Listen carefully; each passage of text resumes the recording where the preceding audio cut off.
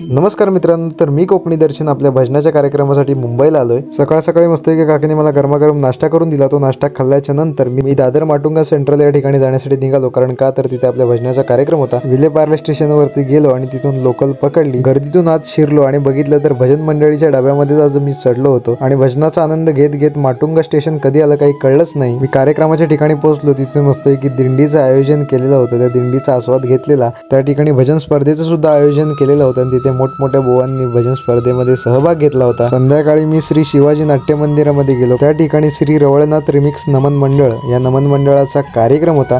त्या निमित्ताने मी तिथे गेलो होतो। तर या कार्यक्रमासाठी मुंबईतील सर्व चाकरमान्यांचा भरभरून प्रतिसाद लाभला होता। म्हणजेच हा कार्यक्रम हाऊसफुल झाला होता। संपूर्ण नाट्यगृह रसिक प्रेक्षकांनी फुल भरून गेला होता। तर दुसऱ्या दिवशी साक्षी, दीदी आणि काकी सुद्धा मला भेटल्या होत्या। मित्रांनो, याचा सविस्तर ब्लॉग आपल्या चॅनलवरती आलेला आहे आणि त्याची लिंक खाली दिलेली आहे, तर नक्की जाऊन बघा।